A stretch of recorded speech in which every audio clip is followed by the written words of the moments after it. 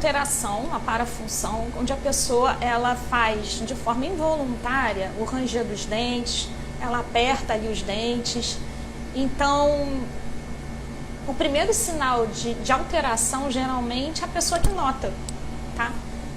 Hoje em dia, então, que as pessoas estão cada vez mais correndo, uma correria danada, elas têm reclamado que quando acordam, essa região aqui do rosto está dolorida, essa parte aqui está sentindo um pouco mais sensível, quando vai pentear o cabelo dói, ou então começa a notar que os dentes aqui da frente começam a ficar mais finos.